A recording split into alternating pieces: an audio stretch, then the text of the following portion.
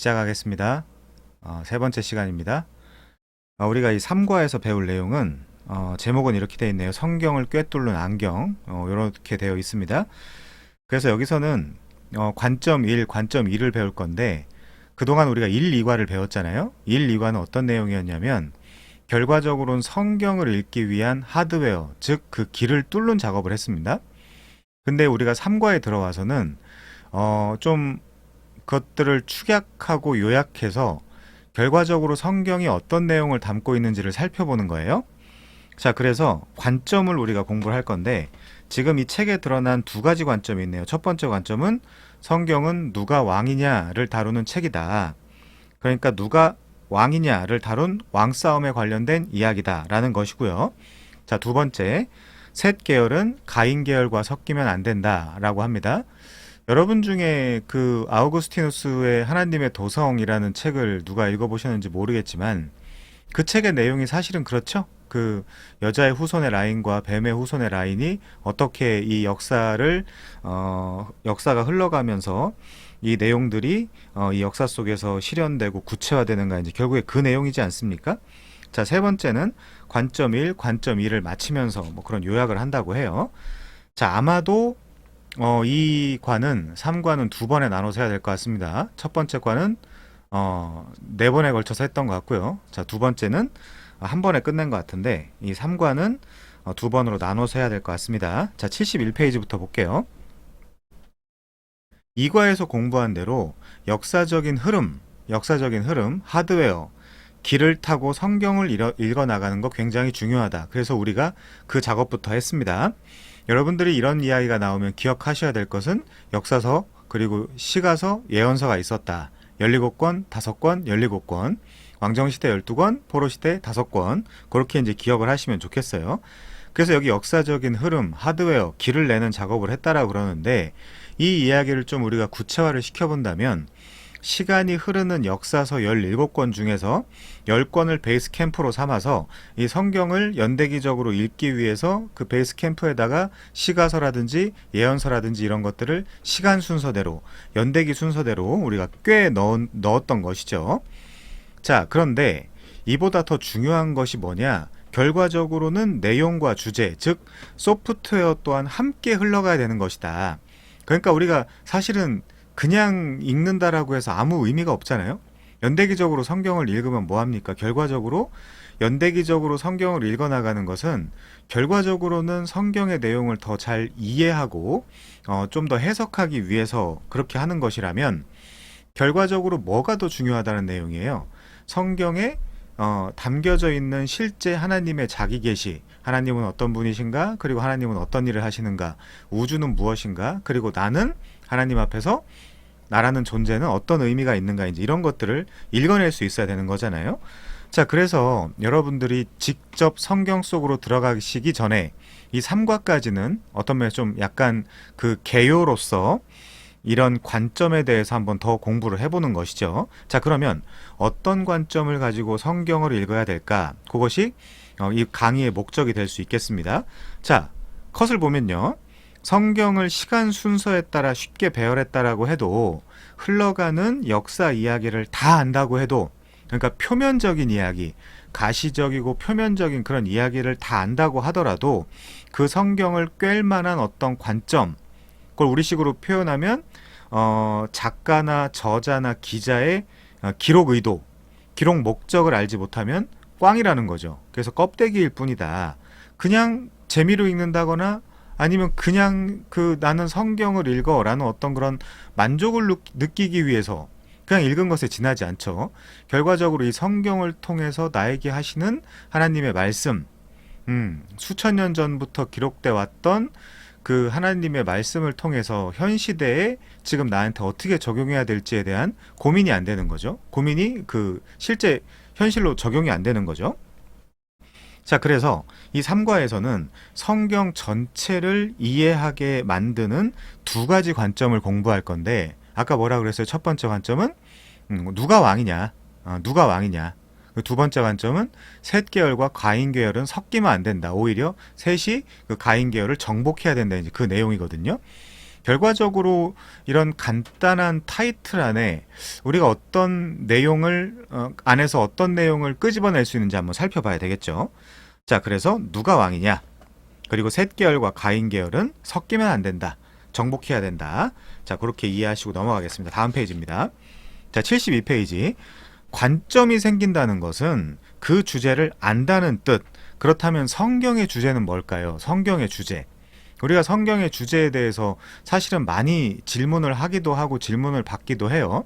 여러 대답으로 할 수 있겠습니다만은 가장 중요한 혹은 주요한 대답이라고 할 수 있다면 하나님 나라라거나 예수 그리스도라거나 아니면 예수 그리스도를 통한 하나님 나라의 회복 혹은 완성이라거나 뭐 이런 식으로 약간은 다르게 표현할 수 있겠지만 대동소이한 내용들이겠죠. 자, 그래서 여기 책에서는 정답, 예수 구원요 이제 이렇게 이야기하지만 개혁신학적으로 이야기를 한다면 하나님의 영광이다 뭐 이렇게 이야기할 수도 있겠죠. 솔리데오 글로리와 영광은 오직 하나님께만 속한 것이다. 영광은 오직 하나님께만 뭐 이제 그런 뜻이지 않습니까? 자, 그래서 우리가 그 이번 과에서 배울 내용으로 한번 요약을 해본다면 아브라함의 씨, 아브라함의 언약을 통해 오신 예수 그리스도 그분을 통해 이루어지는 혹은 완성되는 하나님 나라 이렇게 이제 요약할 수도 있겠네요. 자, 책을 보시면요.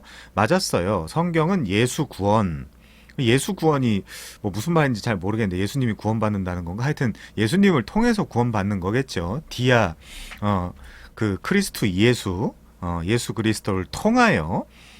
자, 그래서 근데 과연 정말 창세기부터 예를 들면 말라기까지 그 이후에도 마찬가지긴 합니다만은 마태복음부터 요한계시록까지 그렇다면 창세기부터 요한계시록까지 전체 성경을 다 예수님화하여 그 복음화하여 우리가 읽어낼 수 있느냐 그 얘기를 지금 하는 거잖아요. 그거를 이제 구속사관이라고 하거든요. 구속사 관점에서 구속의 관점 구속사 관점에서 읽어내려가는 성경 뭐 이런 식으로 표현하기도 합니다. 리뎀티브 스토리라 그러죠. 자, 그래서 이런 이야기가 나올 때마다 제가 인용하는 그 예시가 하나 있는데 그게 뭐냐면 예를 들면 우리가 뭐 자꾸 제주도 이야기를 하게 되는데 그 제주도라는 데를 가게 되면 어떤 식당에 들어가면 그 막 1m가 넘는 그런 갈치 요리가 나오기도 합니다. 예, 물론 그게 제주도에만 있는 건 아니겠죠. 아무튼 그 갈치 요리가 나오는데 이 갈치는 1m가 넘어도 그리고 머리와 몸통과 꼬리로 그 자규적 구분이긴 합니다만은 그 3등분을 낼 수 있다 하더라도 머리 부분을 먹을 때나 몸통 부분을 먹을 때나 꼬리 부분을 먹을 때나 맛은 똑같단 말이죠. 그래서 우리가 지금까지 배워온 식으로 예시를 들면 역사서를 읽든 시가서를 읽든 예언서를 읽든 결국에는 이 예수님 냄새 혹은 예수님의 맛이 나야 된다는 이야기를 제가 하고 싶은 거예요. 그래서 성경은 결과적으로 예수 구원이라는 건 사실은 그 개혁신학에서는 약간 좀 협소한 이야기이긴 하지만 뭐 예수 그리스도의 구원을 통한 그 하나님 나라의 완성 혹은 하나님의 영광을 위한 구원사 뭐 이제 여러 가지 여러분의 그 상황이나 아니면 언어에 맞게 표현할 수 있겠죠. 아무튼 이 책에서 지금 이야기하고 있는 내용은 결과적으로 창세기부터 요한계시록까지 이 예수님을 드러내는 어떤 성경 읽기를 해야 된다. 그래서 그냥 문자로 기록이 되어 있지만 그 문자도 세컨드 리딩 혹은 크리스찬 리딩을 하면서 이게 왜냐면 예수님께서도 예를 들면 누가복음 24장 27절 44절 요한복음 5장 39절 이제 이런 데 보면 토라 네빔 케투빔 그러니까 구약에 있는 내용들 아니면 뭐 모세가 기록한 내용들 다 예수님을 가리키고 있다 이제 그런 식으로 표현이 되어 있단 말이죠. 그렇기 때문에 우리가 이게 과연 상관이 있을까 하는 에스더라던가 뭐 느헤미야라던가 이제 이런 성경을 읽을 때조차도 결과적으로 예수님화하여 읽는 어떤 그런 그 습관이나 그 훈련을 해야 되겠죠. 그렇지 않다면 우리는 그냥 유대교에 그냥 지나지 않는 거죠. 구약 한 줄 읽어놓고 잘 생각해 보십시오. 구약 한 줄 읽어놓고 구약 그 문자 그대로 다이렉트로 우리한테 적용하면 그 유대교예요. 그건 기독교가 아니에요. 이미 수많은 사도들이나 예수님께서 직접 구약 성경은 다 나 혹은 예수 그리스도에 관해서 가르친 것이다 라고 이제 말씀을 해주셨기 때문에 우리는 그렇게 이제 읽는 법을 배워야 된다는 거죠. 철저히 그렇게 훈련을 해야 됩니다. 그렇다고 이제 막 끼워 맞추거나 그걸 이제 뭐 풍유적 해석이다, 알레고리컬한 해석이다 이제 이렇게 이야기하기도 하는데 막 자기 마음대로 끼워 맞추거나 어느 그런 정당성이나 뭐 이제 이런 것들도 없이 당위성이나 이제 이런 것들도 없이 막 해석하면 물론 안 되겠죠. 자, 우선은 거기까지만 하고 넘어가겠습니다. 성경은 1600여 년의 역사 속에서 약 40여 명의 저자들이 기록한 책입니다. 그렇죠? 자, 그래서 교회에서 가르쳐주는 정답은 예수인데 그게 과연 사실일까? 구약은 특별히 여러분이 성경을 처음 읽는 분들 같은 경우는 아니 구약에 예수님이 있어? 이제 이렇게 생각하실 수도 있잖아요. 물론 그 신학적 표현으로 하면 뭐 선지하신 그리스도 이제 이렇게 이야기하면서 창세전부터 삼위 하나님, 성자 하나님도 성자 예수님도 분명한 삼위일체 그 한 분 하나님이시거든요. 그렇기 때문에 한 본질의 하나님이시거든요. 그렇기 때문에 우리가 그 구약에서도 당연히 예수님이 있다라고 생각할 수 있겠지만 성경을 이 처음 글자를 이렇게 읽어가시는 분들은 구약 시대 때 예수님이 있었나? 예수님은 그 마태복음, 마가복음, 누가복음 뭐 이런 데서 그 태어나시는 어떤 그런 공관복음 시놉틱 가스펠스라고 얘기하는 그 공간복음에서 태어나시거나 이렇게 하는 그 기사로 시작을 하는 거 아닌가? 이제 이렇게 우리가 생각을 할 수 있잖아요. 특별히 마태, 누가복음 같은 경우가 그렇죠. 자, 그래서 우리가 바로 관점 공부를 해야 된다는 거죠. 관점 공부. 성경을 어떻게 읽을 것이냐. 가장 중요한 것은 그겁니다. 이 저자께서 우리가 생각하는 성경의 제1 저자는 성령 하나님이잖아요. 그 성령 하나님이 기록하신 그 의도대로 그 목적대로 목표대로 글을 읽을 수 있느냐. 여기서 이제 우리가 좀 주의해야 될 부분은 뭐냐면 사실은 큐티의 위험성입니다. 큐티의 위험성. 큐티 같은 것들은 예를 들면 그 어떤 그 전문가든 비전문가든 그 반드시 적용 중심으로 가게 되어 있거든요. 그러니까 어느 본문이나 어느 특정한 성구들을 정해서 그걸 읽고 사실은 문맥이나 그 당시 배경이나 환경, 지난 시간에 말씀드렸다시피 콘텍스트, 지임, 레벤 어떤 그런 것과 전혀 상관이 없이 그냥 읽어놓고 여기 착하게 살라고 하는구나, 사랑하면서 살라고 하는구나 이렇게 적용할 수는 없는 거예요. 특별히 구약 한 줄 읽어놓고 그렇게 적용한다고 하면 그게 바로 우린 유대교가 되는 것이죠. 자, 우리는 그런 위험에서 반드시 벗어나야 됩니다. 우리는 구약의 유대교인이 아니고요, 기독교인이에요. 그래서 아까 세컨드 리딩, 구약 성경을 세컨드 리딩, 크리스찬 리딩을 해야 된다. 구약을 이 기독교의 관점에 맞춰서 재구성해야 된다. 이제 그런 얘기를 하는 것이죠. 그래서 바로 관점 공부가 굉장히 중요한 것인데 성경 전체를 보기 전에 밑바탕에 그려져 있는 가장 중요한 틀을 한번 찾아보자. 이제 그거죠. 자, 우선 관점 1부터 보겠습니다. 관점 1. 나눠서 할게요. 관점 1, 관점 2. 관점 1부터 보겠습니다. 성경은 누가 왕이냐를 다룬 왕싸움 이야기다. 누가 왕이냐? 누가 주권을 가지고 있냐?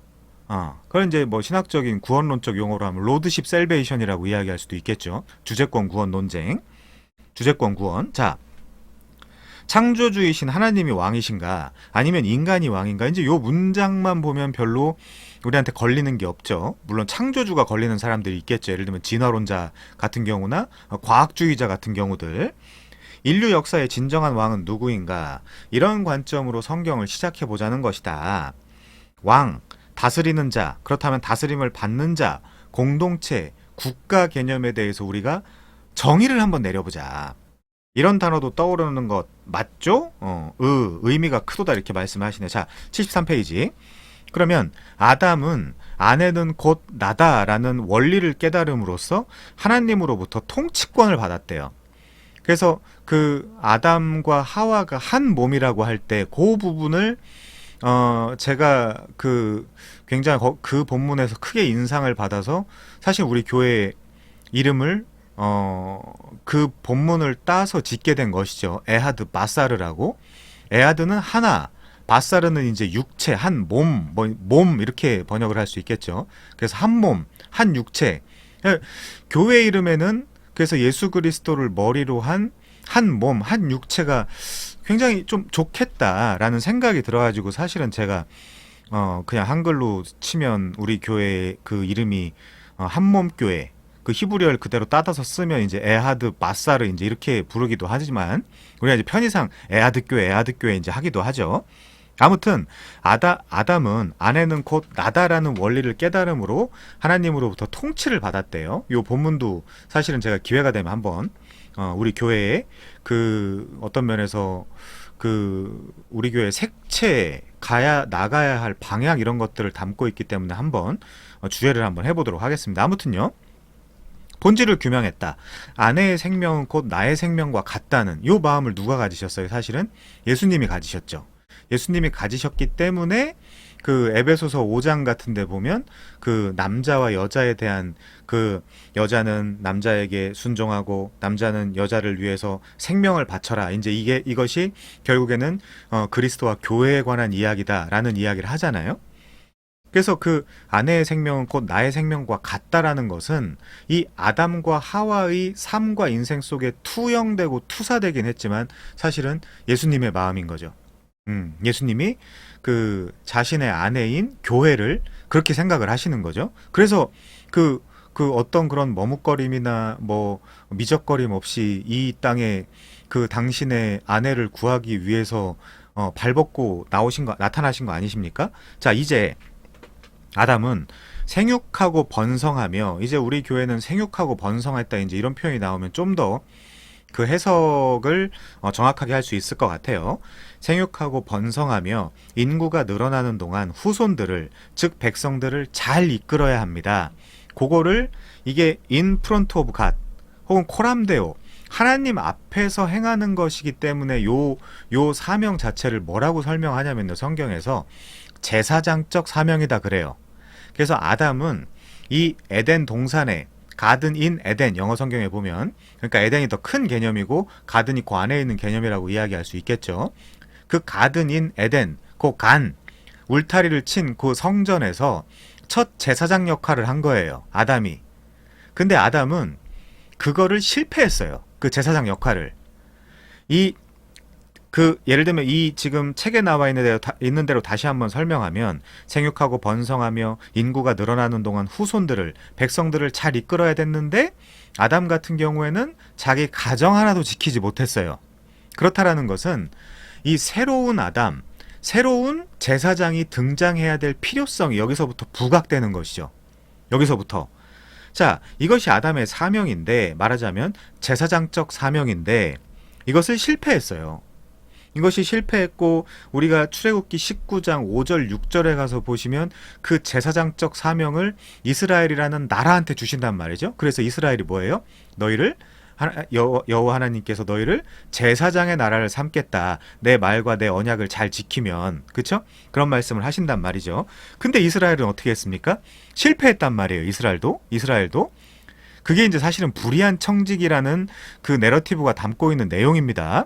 결과적으로 너희들을 제사장 나라 삼아서, 혹은 청지기 삼아서 때를 따라 양식을 나눠주는, 그 양식은 하나님의 말씀이죠.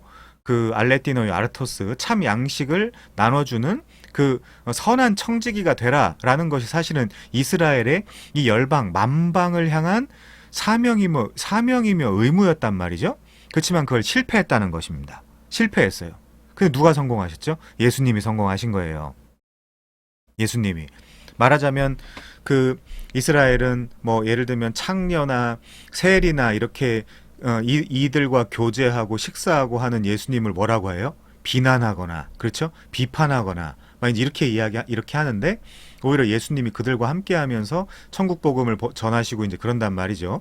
그러면 너희 이스라엘은 지금 예수 그리스도가 하시는 일을 비판할 것이 아니라 사실은 그걸 니네가 해야 되는 일이야.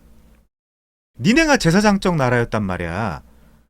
그래서 그 당시에 아무것도 모르고 죄 짓고 하나님 앞에 저주받고, 그래서 죄와 사망으로 떨어질 수밖에 없었던 이방인들한테 너희가 그 이방의 빛이 되어 그 사명을 전했어야 되는데 너네가 실패했잖아. 그래서 예수님이 오셔서 탕감해 주시는 내용이란 말이죠.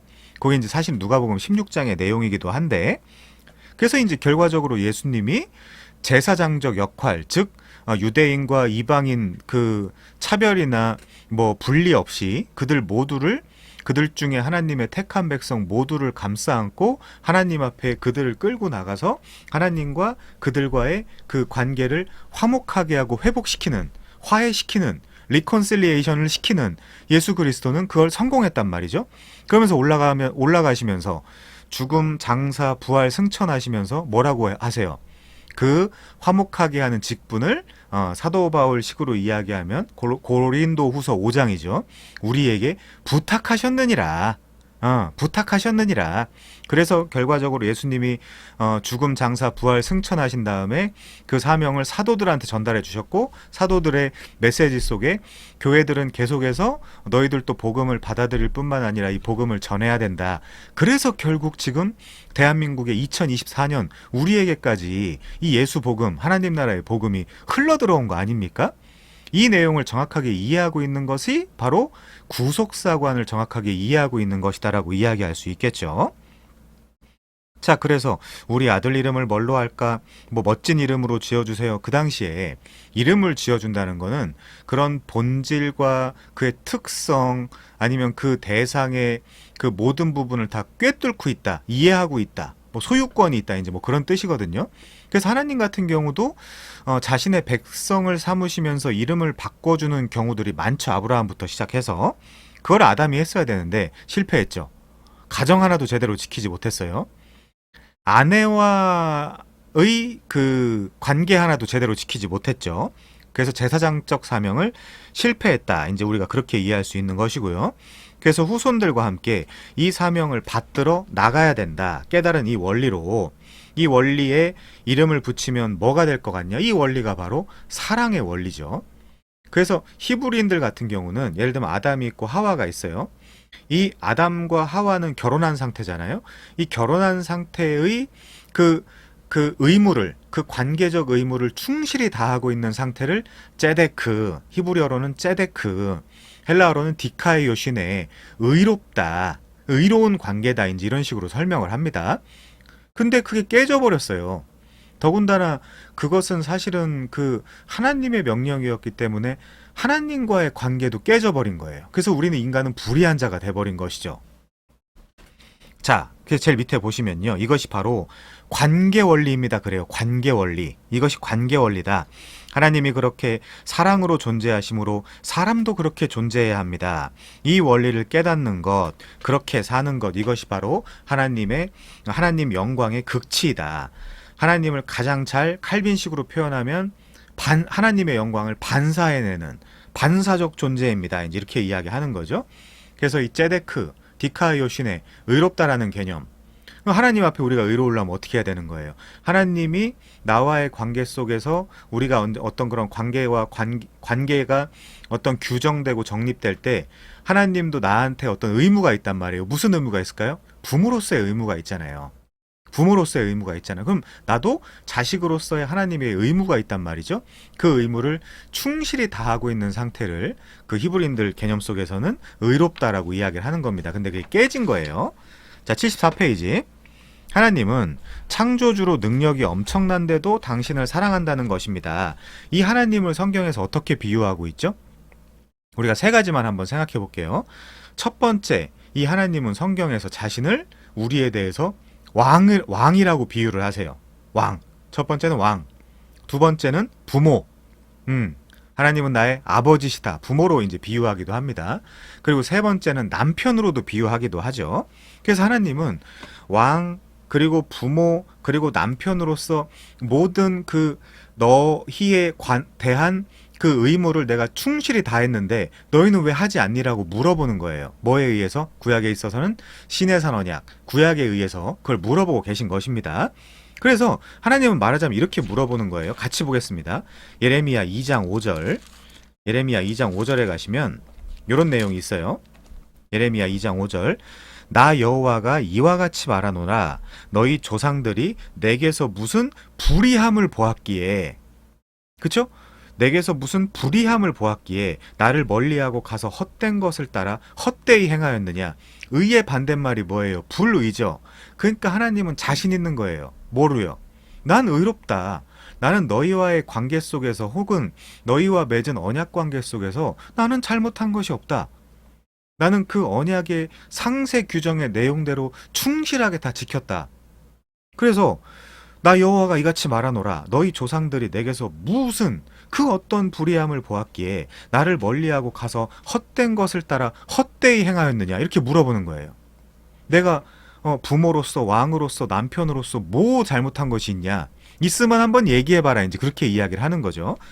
자, 우리 우선 왕에 대해서 한번 볼까요? 이사야 33장 한번 가보겠습니다.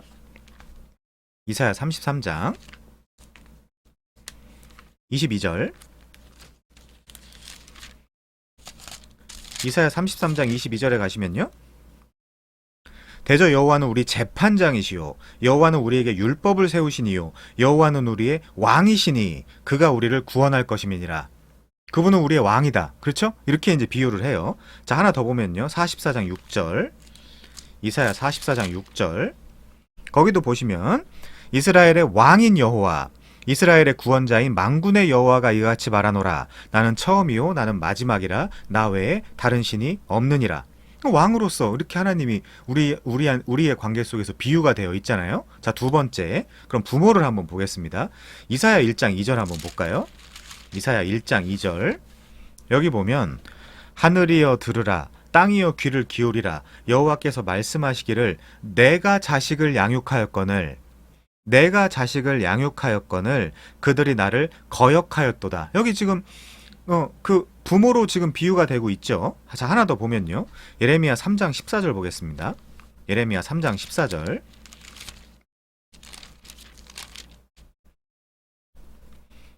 여호와의 말씀이니라 배역한 자식들아 돌아오라 나는 너희 남편임이라. 여기 이제 배역한 자식들아 돌아오라고 이야기하니까 부모도 비유하는 것이고 나는 너희 남편이라고 하니까 그 남편도 지금 비유를 하고 있네요. 자, 이런 부분들. 그래서 남편으로도 그리고 왕으로도 그리고 부모로도 내가 너희한테 잘못한 것이 없다. 우리 언약을 맺지 않았느냐. 시내산에서 결혼식 하지 않았느냐. 그 이야기예요. 자, 세 번째 남편 몇 가지만 볼게요. 이사야 54장 5절 가보시면 이사야 54장 5절 이는 너를 지으신 이가 네 남편이시라 그의 이름은 만군의 여호와이시며 네 구속자는 이스라엘의 거룩한 이시라 그는 온 땅의 하나님이라 일컬음을 받으실 것이라. 요렇게요. 자, 그렇죠? 예레미야 3장 14절도 한번 가볼까요?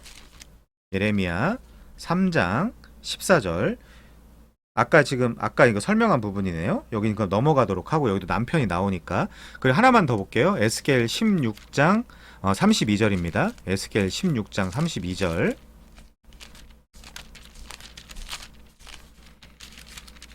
에스겔 16장 32절.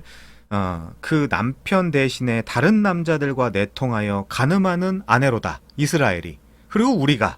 이제 그렇게 이야기를 하는 거죠. 그래서 하나님이 아까 우리가 찾아본 대로 예레미야 2장 5절에서 아니 도대체 나 여호와가 이같이 말하노라 너희 조상들이 내게서 무슨 불의함을 보았기에 나를 멀리하고 가서 헛된 것을 따라 헛되이 행하였느냐. 이렇게 하나님이 이스라엘한테 항변하시는 거예요. 난 그런 걸 한 적이 없다. 그렇게요. 자, 그래서 이 결과적으로 우리가 지금 무슨 얘기를 하고 있냐면 하나님과 인간 사이에는 어떤 그 관계가 서로의 그 관계가 요구하는 그 의로움 그것이 있다. 그걸 너희들은 지켰냐? 나는 불의하지 않다. 나는 의롭다. 그렇다면 너희들은 어떻냐? 라는 것을 지금 말하자면 질문하고 계신 것이죠. 자, 넘어갑니다. 하나님은 창조주로 능력이 엄청난데도 돌들로도 아브라함의 자손들을 만들어내실 수 있죠. 그렇지만 그렇게 안 하신다. 너희들을 왜? 지금 이 책의 문맥에 따라서 이야기한다면 사랑하기 때문에 당신을 사랑한다는 겁니다. 마치 백마탄 왕자가 신데렐라를 사랑하듯 목숨 바쳐. 그런데 아무래도 하나님의 사랑이 안 느껴지신다고요. 그 증거가 뭐냐? 하나님의 사랑의 증거가 뭐냐? 물론 우리 사모님께서는 존경하는 사모님께서는 우주 만물을 봐라. 딸기, 귤, 바나나, 연어, 참치, 쌀, 공기, 물을 보면 알 수 있다. 우리를 얼마나 사랑하는지. 물론 맞죠. 저 같은 경우도 그 제도권에서 사역할 때 추수감사절 같은 때 보면 막 앞에, 저는 물론 절기를 그 반대하는 입장에 서 있는 강경파지만, 아무튼 그 추수감사절 같은 데 보면 앞에 그런 그 추수한 어떤 그런 그 과일들이나 곡식들이 앞에다 이렇게 쌓아놓을 때가 있잖아요. 그거 보면서 참 찡하기도 하고 그랬었거든요. 그런 하나님의 그 인간을 향한 그런 사랑 같은 것들이 느껴져서, 예를 들면 그런 거죠. 자, 우리 먹으라고 하나님이 그 아이디어를 짜내서 감은 감대로, 배는 배대로, 사과는 사과대로, 딸기는 딸기대로 각기 그 다른 모양과 그 맛을 내셨구나. 참 감사하다. 이제 그런 생각을 하기도 했었단 말이죠. 오늘도 당신은 그분이 당신을 사랑하셔서 만드신 물을 마셨다. 이제 이런 식으로 이야기할 수도 있지만, 하나님 사랑의 극치, 하나님 사랑의 그 하나님 사랑이라는 그 계시의 극치는 십자가에서 나타나죠. 십자가에서. 우리는 이런 어떤 그런 자잘한 이 세상의 그 피조물들로 만이 아니라, 그 정도가 아니라, 독생자 아들을 우리한테 아낌없이, FA 사토, 아낌없이 그 아끼지 아니하시고 자기 아들을 내어주신 그 하나님을 보면서 진짜 하나님의 사랑을 느낄 수 있죠. 자, 그래서 첫째 날부터 여섯째 날까지 하나님이 하신 창조 행위, 당신 하나 살게 하시려고 하신 그 행위, 사랑이셨다. 물론 맞습니다. 자, 넘어가면요. 에덴 동산, 바로 그 사랑의 최초 현장이었다. 아담이 그곳의 왕으로서, 아담이 그곳의 왕이라고 이야기하지만 사실은 정확하게 이야기하면 대리 통치자이며 버금 왕이죠. 버금 왕, 대리 통치자. 이제 통치해 나가야 되는 것이죠. 아담이요. 하나님을 대리하는 거죠. 그래서 왕, 제사장, 거룩한 나라, 그의 소유된 백성이 된 거예요. 아담이. 근데 아담은 너는 나다라는 것을 깨닫는 과정을 통해 이 모든 권리를 받은 셈이다. 그러니까 말하자면 왕권을 받은 셈이에요. 아까 제가 히브리어로 울타리를 친 곳 첫 번째 성전에서 봉사하는 제사장이라 그랬잖아요. 아담이. 근데 지금 사모님께서는 이 모든 권리를 받은 셈이다. 즉 왕권을 받은 셈이 된다. 이렇게 이야기하니까 요 두 부분을 합치면 신약적 용어로 왕 같은 제사장이라고 하는 거예요. 교회를, 아담을, 이스라엘을, 그쵸? 그리고 교회를. 그게 출애굽기 19장, 그쵸? 5절, 6절, 베드로전서 2장, 9절, 10절에 정확하게 나와 있잖아요. 왕 같은 제사장, 그의 소유가 된 백성, 거룩한 나라, 이제 이런 표현들이. 자, 그럼 여러분들이 해야 될 일은 분명해집니다. 교회로서. 뭐예요? 왕 같은 제사장의 역할을 해야 돼요. 우리가 웃긴 게, 이 개혁신학 안에서도 마치 그 구원파처럼, 난 구원받았으니까 끝이야. 믿음으로써 구원받았으니까 됐지. 난 놀래. 난 가만히 앉아 있을래. 이게 아니에요. 이 제사장은 두 가지. 첫 번째 뭐냐? 자신의 성결, 자신의 거룩함의 문제, 요거를 해결해야 됩니다. 하나님 앞에서. 그리고 두 번째, 소명을 받아요. 누구나. 이게 시간 순대로는 따질 수 없지만 논리 순대로는 동시에 이루어져요. 동시에. 그래서 모든 신자는, 모든 정상적이며 분명한 그리고 확실한 신자는, 나 예수 믿어서 구원받네, 나 천국 가네, 웃기는 소리 하지 마시고요. 그게 아니라, 그것뿐만이 아니라 소명을 받는다니까요. 소명을 받아서 내가 해야 할 일이 분명히 있어요. 그게 성경에 얼마든지 기록되어 있습니다. 그걸 만약에 안 하면요. 예수의 하나님의 말씀을 전하는 것 때문에 목배임을 당한 자들이라거나 이런 순교자들, 그 역할을 안 하면, 마르큐스라 그러죠. 증언자. 그 역할을 안 하면 사실 구원받은 게 아니에요. 그의 기이하신 빛에 들어가게 하신 이 아름다운 덕을 선전하게 하기 위해서 너희를 불렀다. 너희를 거룩한 나라, 그의 소유된 백성, 왕 같은 제사장으로 불렀다. 이제 그래서 불렀다는 거거든요. 근데 그냥 난 구원받았어, 난 됐어, 난 천국이야, 누구 맘대로요. 반쪽짜리 진리는 진리가 아니에요. 이미 거짓이에요. 그런 얘기는 없습니다. 그래서 우리가 우선은 열심히 성경을 읽어서 하나님의 뜻과 이 우주적 계시의 그 목적을 분명히 알아야 된다는 거죠. 자, 그 내용이 굉장히 중요하고요. 그래서 아담 네가 통치해라. 너는 왕이다. 그렇지만 진짜 왕은 나야. 그것쯤은 알고 있겠지라고 이야기를 하는 겁니다. 인정해라. 왕 같은 제사장 인정해라. 뭐요? 뭘 인정해요? 왕 같은 제사장으로서 뭘 인정해요? 진짜 왕은 하나님이다. 나는 대리 통치자이며 버금 왕이다. 이제 이 부분을요. 자, 75페이지입니다. 창세기 1장부터 3장에 보시면 하나님이 왕이신가 아니면 우리가 혹은 아담이 왕인가? 뭐 당연하죠.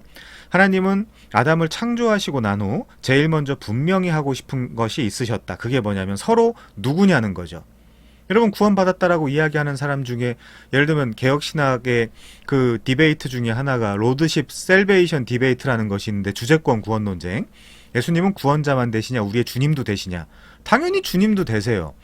그래서 모든 성도들이 예수님을 뭐라고 부르냐? 주님이라고 부르는 거예요. 아도나이 큐리오스, 나의 주님. 주님이라는 말의 의미가 뭡니까? 주님이 시키는 대로 나는 살겠습니다. 그거잖아요. 그래서 믿음으로 구원받았다. 끝. 그 교리, 그 입장만 본다면 맞죠? 그래서 그 다음에 뭐 시키시는데요? 너는 나의 소유된 백성이야. 너는 나의 명령, 나의 뜻에 순종해야 돼. 그렇게 연결이 된단 말이에요. 이것이 너무나 자연스럽게. 근데 그거 안 하면서 마치 뭐 헌금 몇 푼 내고 뭐 봉사 몇 개 하고 교회 다녀주고 예배 드려주고 말도 안 되는 이야기죠. 그런 내용은 없습니다. 자, 그래서 서로 누구냐라는 거. 서로 누구냐. 그래서 위에 하나님이 계시고 밑에 인간이 있고 하나님, 인간. 그래서 원래 굉장히 좋은 관계였는데 죄가 들어옴으로 이 관계가 깨져버리죠. 죄가 들어오기 전에는 하나님은 인간을 책임지시고 보호하시고 은혜와 은총, 자비 그리고 생명, 보호 이런 것들을 해주시고 그리고 인간은요 위에 계신 하나님께 찬양과 찬송과 영광, 경배, 존귀 이런 것들 찬양, 송영 이런 것들을 올려드리는 것이고 그렇게 원래 그 하나님과 인간의 그 아름다운 관계 아름다운 관계를 히브리적 용어로 사바트, 안식이다 그러는 거예요. 안식. 왜냐하면 서로 원수됨이라든가 반목이라든가 전쟁이라든가 다툼이 없으니까 갈등이라든가 오해가 없으니까 그 자체가 안식이에요. 그 자체가 안식인데 그 안식이 깨져버린 거잖아요. 결국에 아담 때문에 아담이 제사장적 역할을 못해서 깨져버린 거잖아요. 그래서 그 깨져버린 하나님과 그 인류의 관계를 예수 그리스도라는 파라클레토스 중보자가 오셔서 다시 회복시켜 주시는 이야기. 그 이야기가 창세기부터 요한계시록까지 기록되어 있구나. 그래서 내가 그 예수님이라는 중보자를 통해 구원받았으면 너도 가서 현재 우리의 고난은 장차 나타날 영광과 좋게 비교될 수 없으니까 너도 가서 네가 만약에 그 복음을 진지하게 받아들였고 그 복음을 통해서 살아났고 하나님과의 관계가 회복됐고 원수와 반목과 전쟁과 오해와 다툼이 없어졌다면 너도 가서 이 화평의 복음, 은혜의 복음을 가서 전해라. 저 그 은혜의 복음은 안 전할 거예요. 그렇지만 저는 천국 갈 거예요. 그런 얘기는 없습니다. 그런 얘기는 없어요. 자, 그래서 나는 너를 만든 사랑의 창조주, 나는 사랑의 통치자, 저는 피조물, 저는 사랑의 통치를 받는 자. 이렇게 이 위치가 아까 그 관계라 그랬잖아요. 제데크 디카이오신의 하나님 그리고 인간 요 관계가 확정이 된 거예요. 이미 그때 확정이 된 거예요. 근데 그게 깨져버린 게 불의한 상태가 된 거예요. 불의한 상태. 그래서 이때 소위 뭐 개혁신학에서 이 행위 언약이라고 이야기하는 이때부터 결과적으로 구약시대 내내 하나님이 내가 언제 불의함을 너희한테 보여준 적이 있냐? 내가 언약에 불성실하기를 했냐? 내가 혹은 너희들한테 잘못한 것이 있냐? 그런 적이 없다라고 이제 말씀을 하시는 거죠. 자, 넘어갑니다. 그래서 창조주와 피조물이라는 신분 관계를 확실히 하고 출발하자는 것이다. 자, 그래서 무엇이든 따를게요, 말씀하세요라고 이야기하죠. 아담이요. 그래서 이 관계 설정은 계약이라는 방법으로 공증된다. 계약, 베리트라 그랬죠. 베리트. 그리고 이제 카라트라고 이제 말씀을 드렸는데, 요거는 자르거나 쪼개는 어떤 그런 그 의식 행위를 나타내는 표현이라고 했습니다. 계약. 그래서 계약을 맺어요.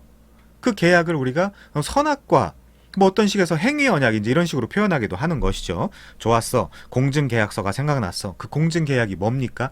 표면적으로 드러난 것이 선악을 알게 하는 나무의 열매는 먹지 마라. 너가 그것을 먹는 날에는 반드시 죽으리라.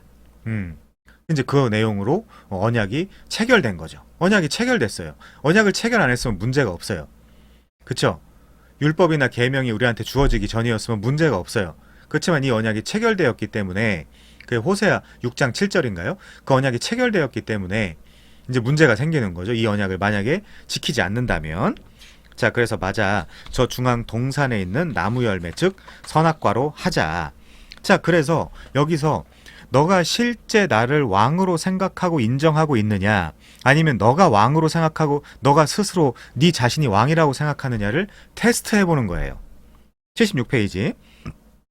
먹지 않고 그대로 놔두기, 혹은 하나님을 창조자로 인정하기. 자, 이렇게 우리 둘이 약속한 거다. 이것을 언약이라고 합니다. 계약이라고 하기도 하고요. 약속이라고 하기도 하고, 이것은 첫사람 아담이 최초로 알아야 할 정보이자 최초의 지식인 것입니다. 진리. 그래서 아담은 동산 중앙에 있는 선악과를 볼 때마다 동산 중앙, 일부러 제일 잘 보이는 곳에, 그쵸? 이게 진짜 위험한 것이라면 잘 보이는 곳에다 놓으시면 안 되겠죠. 안 보이는 곳에다 놓든지 아니면 아예 만들지 않든지. 그러니까 테스트가 분명한 거죠. 테스트, 뭐 프로브, 트라이얼, 이제 이런 것들이 분명한 거죠. 자, 눈에 보이지 않는 하나님이 자기 생명의 주인임을 확인할 수 있었다. 사람은 이렇게 사는 것이 행복입니다라고 할 때 이것이 바로 사람의 창조 목적인 거예요. 창조 목적 혹은 피조 목적. 하나님께 순종하는 것. 선악과 나무 과실을 안 먹고 그대로 놔둔다는 것은 아담의 생명이 하나님의 생명에 붙어있는 중이라는 것을 확증하고 공증하는 것이다. 근데 만약에 선악과를 먹으면 아담의 생명이 하나님의 생명에서 끊어졌다. 그걸 헬라어로 네크로스 타나토스라고 이야기해요. 끊어졌다. 어머니의 탯줄에서 끊어진 아기의 상태 어떻게 되겠어요? 죽겠죠. 자, 그것이 네크로스 타나토스. 정령 죽으리라. 무트 타무트. 자, 하나님은 사람의 생명을 창조하신 분이시기 때문에 통치하는 권리가 있으신 왕이다. 이 생명의 왕의 통치를 받지 않겠다는 것은 곧 죽음을 뜻한다. 그게 끊어짐이에요. 그러니까 자, 보십시오. 하나님이 있고 인간이 있는데 아까 하나님이 무슨 역할 한다고 했어요? 하나님의 의로서 은혜와 은총, 자비와 보호, 생명, 어떤 그런 모든 것들, 복, 이런 것들을 다 주시는 분인데 그게 끊어졌다 그러면 인간은 이제 스스로 자기 스스로 그 자기가 가지고 있는 내재적 자원을 가지고 이제부터는 자기가 자기 인생을 책임져야 되는 것이죠. 그래서 그러다 보니까 무능한 인간이 자기 생명을 혹은 자기 목숨을 아니면 자기의 어떤 그런 인생, 삶을 책임져야 되다 보니까 누구를 때려서 빼앗기도 하고 사기를 치기도 하고 거짓말을 하기도 하고 점점 그렇게 죄악이 관영해져 가는 거예요. 죄악이. 자, 그래서 그것이 약속으로 설정된 것이 선악과다. 그래서 결과가 어떻게 됐어요? 선악과 나무 열매를 먹었죠. 그 먹은 것은 어떤 의미를 담고 있어요? 하나님은 나의 왕이 아니고 내가 내 인생의 왕이다. 우리 지금 관점 1을 배우고 있는데 관점 1의 내용이 뭐죠? 누가 왕이냐? 성경에 누가 왕이냐? 근데 아담은 말하자면 그걸 거부한 것과 다름없는 것이죠. 자, 다음 페이지입니다. 그러나 아담은 선악과를 먹고 말았습니다 라고 할 때 하나님과 원수가 된 거예요. 자, 하나 볼게요. 로마서 8장 7절.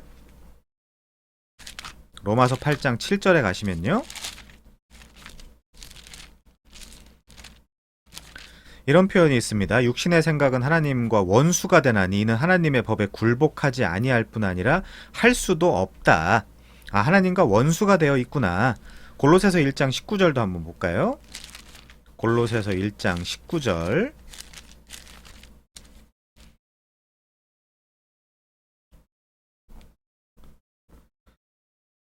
이 하나님과 원수된 상태를 이제 이렇게 해결을 하시는 거죠. 20절부터 볼게요. 그냥 그의 십자가의 피로 화평을 이루사. 그래서 하나님과 원수된 상태의 그 화평은 십자가의 피로 이루어지는구나. 만물 곧 땅에 있는 것들이나 하늘에 있는 것들이 그로 말미암아 자기와 화목하게 되기를 기뻐하심이니라.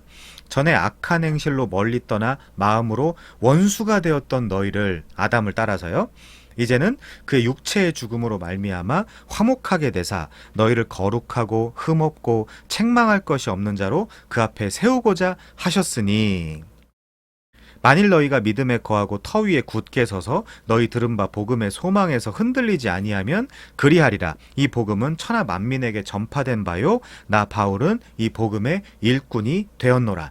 저와 여러분도 마찬가지입니다.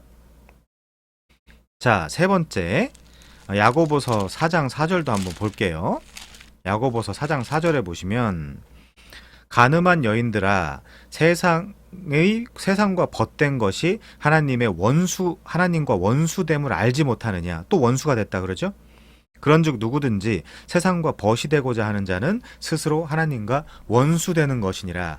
이 원수의 상태, 아까 뭐라 그랬어요? 근데 십자가의 피로 화목시켜 주셨다. 그쵸? 자, 이 현실을 우리가 로마서 5장으로 한번 이야기해 보죠. 로마서 5장 10절 11절. 곧 우리가 원수 되었을 때 그의 아들의 죽으심으로 말미암아 하나님과 화목하게 되었은즉 화목하게 된 자로서는 더욱 그의 살아나심으로 말미암아 구원을 받을 것이니라. 그뿐 아니라 이제 우리로 화목하게 하신 우리 주 예수 그리스도로 말미암아 하나님 안에서 또한 즐거워하느니라. 원래 원수였는데 예수 그리스도로 말미암아 하나님 안에서 화목하게 되었고 즐거워하게 된 상태. 이게 기독교 구원론의 기본 도식이에요. 이것이 온 인류가 아담 안에서 하나님 앞에서 원수가 되었는데 예수 그리스도의 십자가의 피로 말미암아 화목하게 되었고, 그것 때문에 원수된 하나님과 다시 화목하고 화평하며 평화롭게 지낼 수 있고 그 하나님 안에서 즐거워할 수 있게 되었다. 그리고 그 복음을 들고 만방으로 퍼져서 오늘 또 이제 제 사랑하는 동생이 곧 선교를 나가게 될 것 같다, 이제 이런 식으로 아까 전화를 좀 받았는데, 그런 식으로 세계 만방에 나가면서 이제 선교를 하러 다니는 것이죠. 자, 그러나 아담은 선악과를 먹고 말았다. 이게 하나님과의 원수됨이에요. 근데 이걸 어떻게 회복한다고? 예수 그리스도의 십자가의 피로. 자, 아담 이후 인류는 누가 왕인가를 정할 수밖에 없었습니다. 누가 왕인가? 아니, 지금 하나님 홀로 왕이신데 지금 누가 왕인가를 정한다라고 이야기하는 것은 결과적으로는 반역이잖아요. 역성혁명이잖아요. 이거는 우리가 사극도 가끔 봅니다만은 역성혁명이 일어나면 어떻게 합니까? 들키면, 반역이 들키면 어떻게 돼요? 구족을 멸하죠. 멸문지화를 당하지 않습니까? 근데 그 피할 길을 내주시는데 그 피할 길 자체가 뭐다? 예수님이다. 자, 힘있는 자, 그가 왕이 되었습니다. 그는 국가라는 조직 중심에 떡하니 앉아있다. 예를 들면 그 내용이 창세기 10장 11장에 나오죠. 그런데 여기서 놀라운 일이 생긴다. 참 왕이신 우리 하나님도 가만히 계시지 않고 자신의 나라 이스라엘이라는 나라를 세우기로 결심하셨다. 이스라엘을 그의 소유된 백성, 거룩한 나라, 왕같은 제사장, 요 표현으로 하는 거죠. 그래서 그 나라를 다른 표현으로 바꾸면 그 나라가 하나님 나라이며 신정국가가 되는 것이죠. 신정국가. 자, 이 세계사 속에 내 나라 이스라엘을 세우겠다. 여기 내 나라가 뭐예요? 신정국가. 구약시대 때는 이스라엘, 신약시대 때는 교회. 그쵸? 구약에서는 이스라엘, 신약에서는 교회. 그렇게 이해하시면 됩니다. 자, 하나님 나라는 이래야 된다는 모델을 하나 만들시고 싶으셨다. 이스라엘, 신약에서는 교회. 이 이스라엘을 통해 세상 나라를 그의 나라로 돌아오게 하고 싶으셨던 것이다. 그래서 뭐라고요? 제사장이라고 한다니까요. 제사장 나라, 그의 소유가 된 백성, 왕같은 제사장, 무슨 표현으로 해도 상관없습니다. 거룩한 나라, 무슨 표현으로 해도 상관없어요. 자, 왕은 나 하나님이야. 나에게로 와. 내게 항복해. 그래야 산다. 그것이 바로 구원이다. 너희들은 나한테 붙어 있어야 돼. 나에게서 타나토스 네크로스 끊어지는 순간 너희는 죽음이야. 한마디로 이 말씀을 하고 싶으셨던 것이다. 이것이 성경 내용이다. 그래서 성경은 세계사를 떠나서는 이해할 수 없다. 국가 개념을 떠나서는 이해할 수 없다. 제가 책장스는 아니지만 예? 이 최연수 선생님의 세계사로 이해하는 성경 역사 한번 잘 읽어보시길 바랍니다. 자, 79페이지요. 너 국가의 3요소가 뭔지 아냐? 국가의 3요소. 국민, 주권, 영토잖아요. 국민, 주권, 영토. 자, 국민, people이라고 할 때는 이스라엘이고요. 영토라고 할 때는 가나안 땅, 약속의 땅이죠. 구약 한정. 테리토리는 가나안 땅, 약속의 땅이고요. 그 다음에 이제 sovereignty, 즉 주권은 하나님 혹은 하나님의 율법. 왜 율법이라고 하냐? 율법이 결국에는 이스라엘의 헌법이기 때문에 그런 것이죠. 자, 넘어가서요. 그래서 하나님은 자신이 왕이신 나라를 세우기 위해 아브라함, 이삭, 야곱의 혈통을 타고 국민 만들기를 해 나가신다. 그리고 출애굽을 통해 국민 전체를 구원하신다. 여기 이제 중요한 개념이 나오죠. 아브라함과 이삭과 야곱의 혈통을 타고 국민 만들기를 하신다. 그래서 아브라함의 언약, 이삭의 언약, 야곱의 언약이 딱 두 가지로 그 요약할 수 있잖아요. 하나는 뭐죠? 씨를 주시겠다. 자손을 주시겠다. 또 하나는 땅을 주시겠다.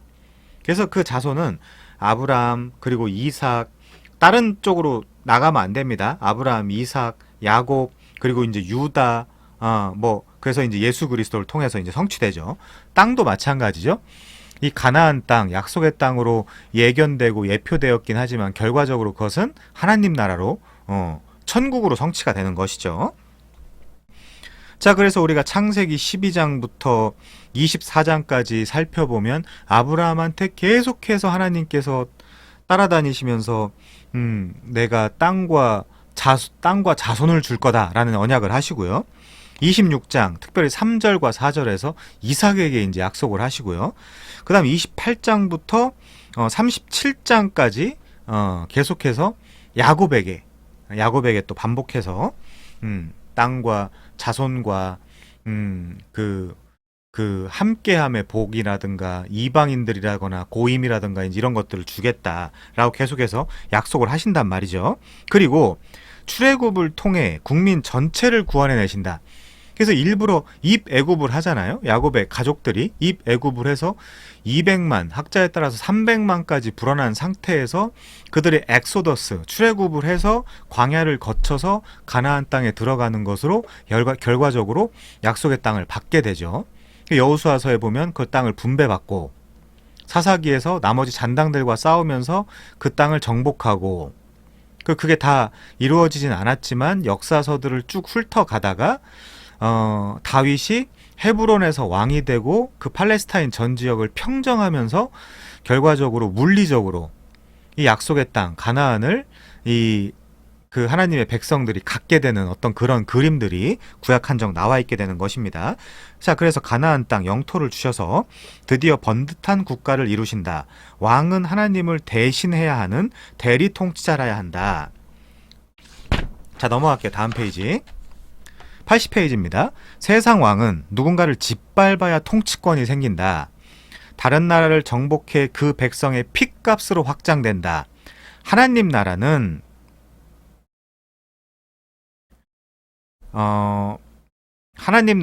왕이 백성을 위해 자신의 생명을 바쳐 그 핏값으로 완성되는 나라다. 이렇게 얘기하네요.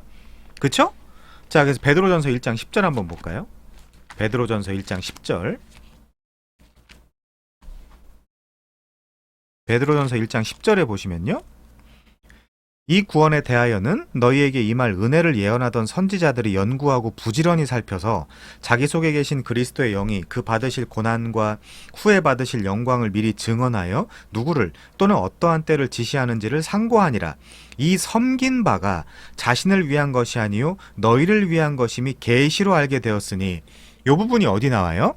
마태복음 10장 45절이나 마태복음 20장 28절이나 마가복음 10장 45절에 나온단 말이에요. 거기 뭐라고 나오냐면 나는 너희에게 섬김을 받으러 온 것이 아니라 도리어 섬기려 하고 내 목숨을 대속물로 주기 위해서 왔다, 이제 이런 식으로 이야기한단 말이죠.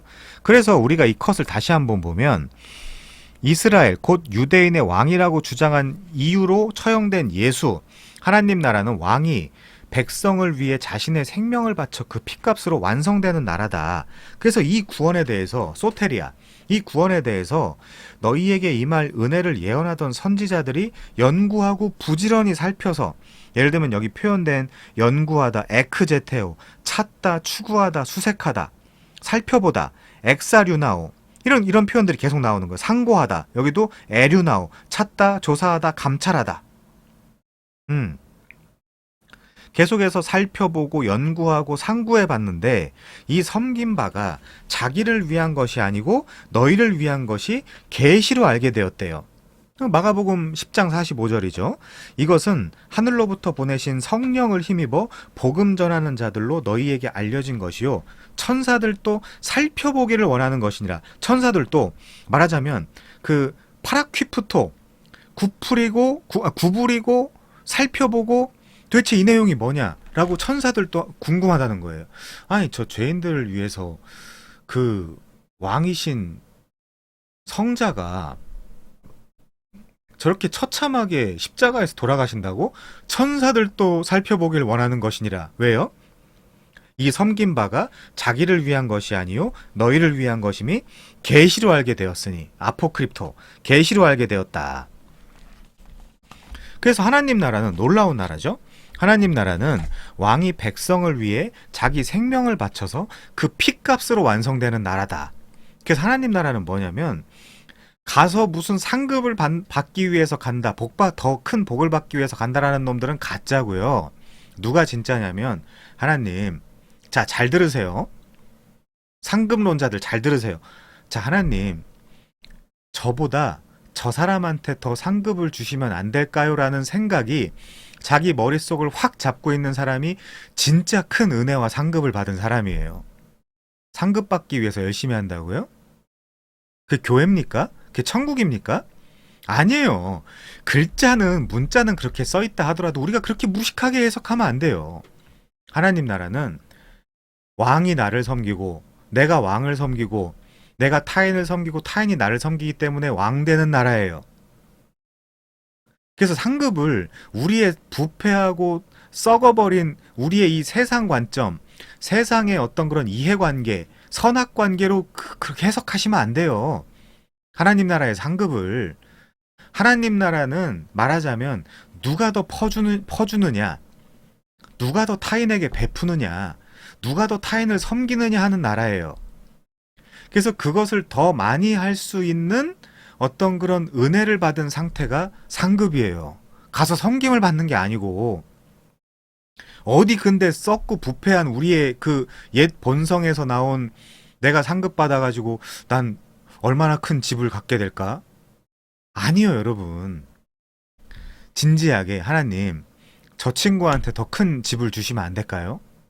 저 친구한테 더 큰 상급을 주시면 안 될까요? 라고 진심을 다해서 진심이 우러나온 이야기를 할 수 있는 상태, 그 사람, 그렇게 만들어 가신다고요. 그게 상급이라고요.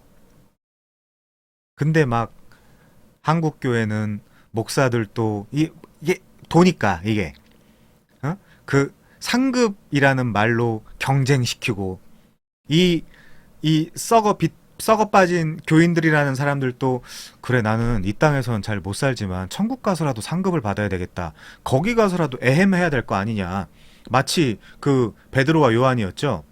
하나는 우의정 시켜주세요. 엄마가. 하나는 좌의정 시켜주세요.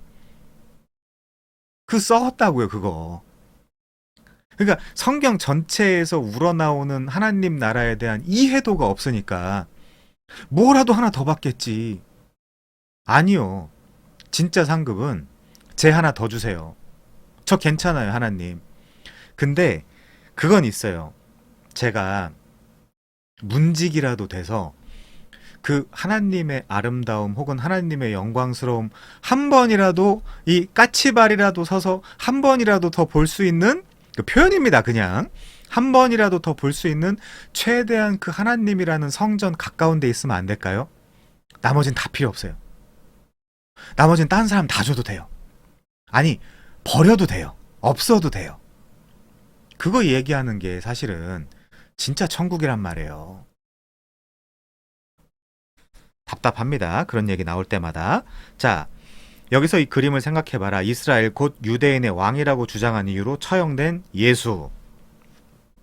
하나님 나라는 왕이 백성을 위해 자신의 생명을 바쳐 그 핏값으로 완성되는 나라다. 자, 넘어갈게요. 그리스도라는 이름으로 역사 안에 들어오신 하나님이 왜 진정한 왕인가를 말하고 싶은 것이 바로 성경 내용이거든요. 성경이 역사성을 갖는다는 것은 이렇게 중요한 것입니다. 누가 왕이냐라는 관점, 안경만 끼면 간단하게 신약의 예수님까지 휘리릭 다 보이죠. 자, 이제 창세기 1장부터 좀 더 자세히 생각해 보세요. 우선 창세기 1장부터 3장을 뚝 끊어놔 보세요. 간단합니다. 하나님이 왕이신가? 아니면 아담이 왕인가? 결과적으로 성경의 첫 번째 관점은 바로 그거다. 누가 왕이냐? 결국에 하나님 나라에 가면 누가 왕이에요? 다 왕이에요. 다 왕. 왜 왕이냐? 내가 쟤를 섬기고 쟤가 나를 섬기면 결국엔 다 왕이 되는 나라예요. 그래서 그 아주 그 인간의 그 썩고 부패한 그 더러운 냄새가 풀풀 나는 한국의 상급론 다 갖다 버리세요. 하나님 한 분이면 충분하고요. 거기서도 제가 하나님이 당연히 그 천국에서 우리의 건강과 생명이 무궁하니 제가 빗자루 들고 그 천국 낙엽을 쓸게요라는 마인드로 거기 가서도 섬기려고 하는 자세가 있는 사람이 상급받은 사람이에요. 무슨 천국 갔다 왔다라는 인간들이 무슨 그 화장실에 가봤더니 금으로, 그러니까 머리가 썩은 거라니까요. 그 도로가 막 보석으로 깔려있고 그 타락하고 부패했다라는 그 증거를 자기가 그 간증도 다 사기고 거짓말이지만 그렇게 이야기를 하고 있는 거예요. 성경이랑 아무 상관없는, 하나님 나라랑 아무 상관없는, 하나님이 누군지도 모르고 하나님의 그 통치 방법이라든지 성경 전체에서 말하는 하나님 나라의 그 구조라든지 특성이라든지 이런 것들이 전혀 이해되지도 않고 있는 상태. 그러니까 토마스 주남인가요? 천국 갔다 왔다고? 대한민국에도 그런 사람 많습니다. 좀 제발 속지 마세요. 자, 81페이지. 창세기 4장부터 9장. 그럼 사람 가운데는 누가 왕이냐? 아담은 결과적으로 선악과를 먹습니다. 아담과 하와. 디모데전서에 의하면 하와가 먹는 거죠. 뱀한테 속아서. 하나님의 통치를 거부하고 자기 마음대로 하겠다라는 표시였습니다. 누구처럼요? 하나님처럼. 그럼 앞으로 사람들 중에는 누가 왕이어야 되는 걸까요? 누군가는 다스려야 하는데 앞에서 얘기한 이 다스리라는 얘기 주의하십시오. 다른 사람들 앞에서 군림한다는 얘기가 아니라 봉사한다는 얘기예요. 봉사한다는 얘기. 앞에서 얘기한 관점에서 출발해 볼까요? 실제 어떤 역사가 생겼는지. 하나님의 왕자리를 빼앗은 인간들에게 새 이슈. 그게 뭐였어요? 그들은 또 누가 더 크냐, 누가 더 훌륭하냐를 가지고 왕을 찾아요. 그렇다면 우리 중 누가 다스릴 것이냐? 우리 왕을, 이스라엘의 초대 왕이 누구였어요? 사울이었잖아요. 딴 사람보다 머리 하나 크고 효자고 하여튼 뭐라도 찾아내는 거예요. 그런 요소나 조건들을. 근데 하나님은 어떻게 하시죠? 2세에 말하자면 한 13명 정도의 아들들이 있는데 그 당시에 얘는 그 후보자에도 못 들어가겠다 라고 하는 다윗 13번째 막내. 이 2세는 사무엘이 그 왕 삼는다고 기름 부으러 오다 보니까 누가 그래도 적당할까? 누가 그 피티스트 하는가? 그런 생각을 갖고 막 찾아다닌단 말이에요. 근데 하나님은 사무엘을 통해서 누구한테 기름 부음을 하라 그래요? 다윗이 훌륭해서요? 아니라니까요. 막내고 아무도 안 찾으니까. 근데 인간들은 언제나 결론은 힘, 누가 힘이 있나, 누가 왕이 될 수 있나, 요런 조건을 가지고 따진단 말이에요. 그래서 사울을 폐위시키는 거예요, 나중에. 이렇게 인류는 누가 힘이 센가의 역사를 쓰기 시작합니다. 즉 세계 사는 왕사입니다. 가인이 바로 그 왕인 셈이죠. 가인은 하나님을 왕으로 섬기는 아벨을 죽였습니다. 그래서 그 아벨의 이름이 뭐예요? 전도서에 나오는 헛되고 헛되니 헛되고 헛되도다. 그게 아벨이에요. 하벨, 아벨, 헛된 자. 이 땅에선 헛된 자. 그러니까 결과적으로 뭐야, 제사하다가 맞아 죽은 거 아니에요? 자, 이렇게 인류는 누가 힘이 센가의 역사를 쓰기 시작한다. 최고 권력자, 황제들은 정말 하나님 자리에 앉아 있었다니까요. 그 당시, 신약 성경, 당시, 로마는 모든 왕이 다 자기를 신으로 삼았었죠? 그 자신을 신이라고 한 로마의 네로 황제 같은 사람이 이런 부류다. 로마뿐만이 아니라 로마의 왕들은 다 신으로 자기 스스로 그렇게 백성들에게 가스라이팅을 했습니다. 82페이지 창세기 4장부터 10장 인류 초기에 왕노릇을 한 사람 네피림과 니무롯. 결국 누가 더 크냐 너냐 나냐 살기 좋은 환경에는 사람들이 모여들고 여기에선 꼭 누가 더 센가를 겨루는 게 인간의 속성이다. 그러니까 자연스럽게 어떤 공동체가 만들어지면 줄서기를 하죠. 줄서기를 하죠. 지금 시대는 뭐 돈이 최고인 시대다 이렇게 이야기하기도 합니다만은 그것이 인간의 속성이다.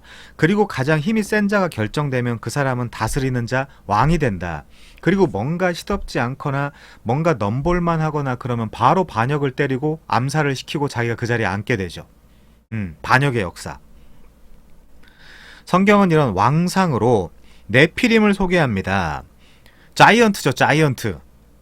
이들은 왕이신 하나님의 통치를 거부한 인류의 새 왕의 상징입니다. 자이언트, 네피림.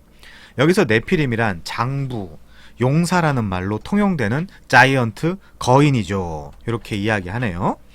당시 세계사가 이렇게 흘러갈 때 참 왕이신 하나님은 당신의 권리를 주장하신다. 아니야, 왕은 나야.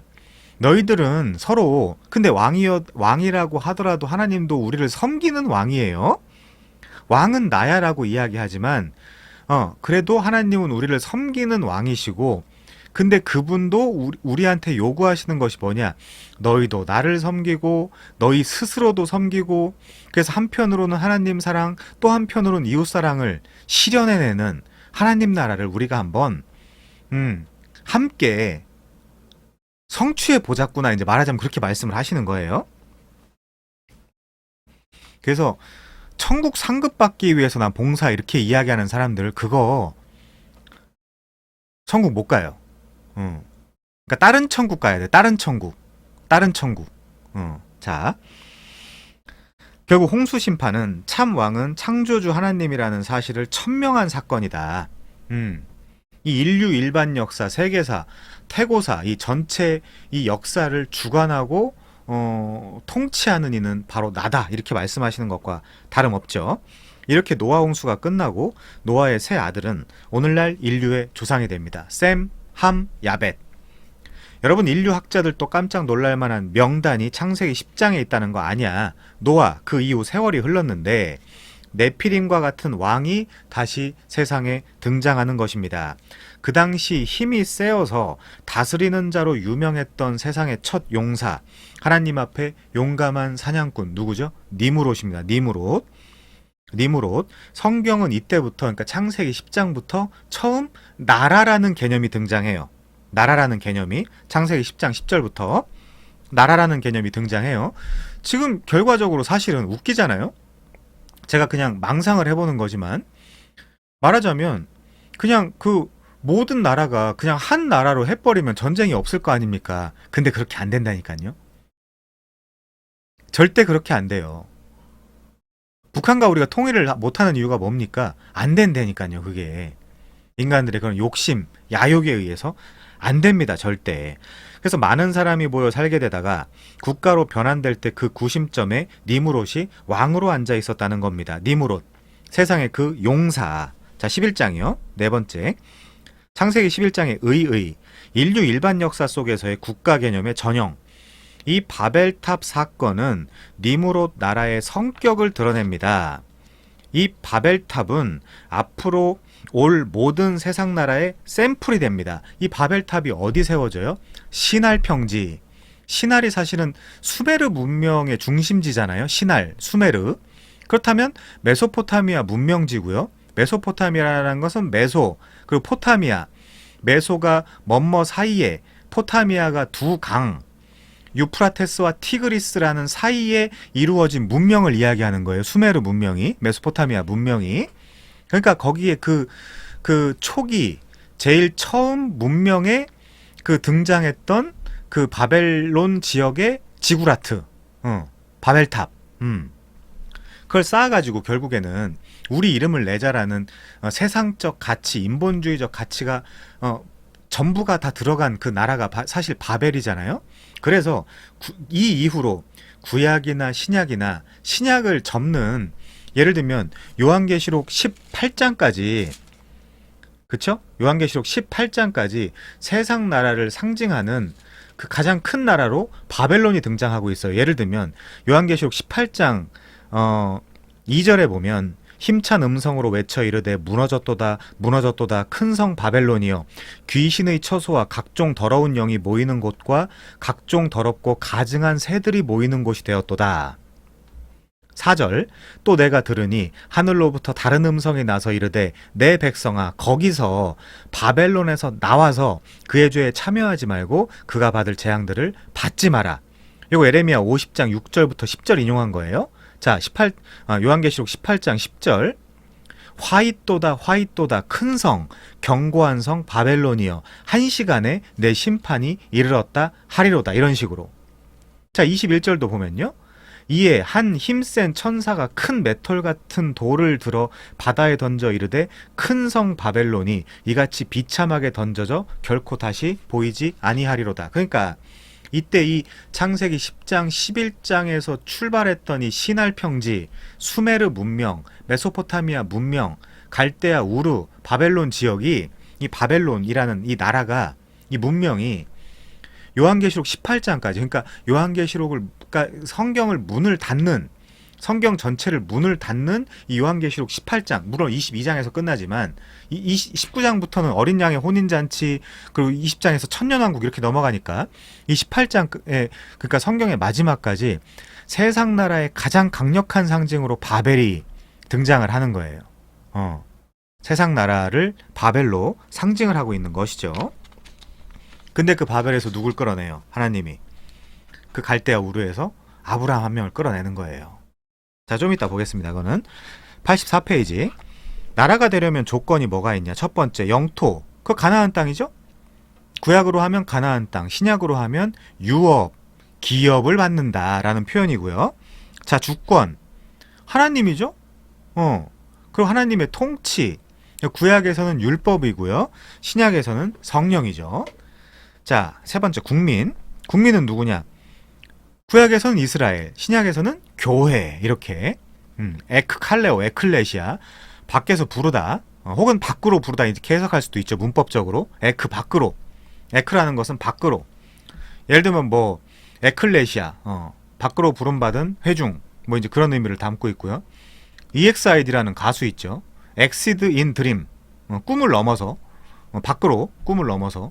우리 비상구도 EXIT, 엑시트, 밖으로, 이제 이렇게 표현될 수 있고요.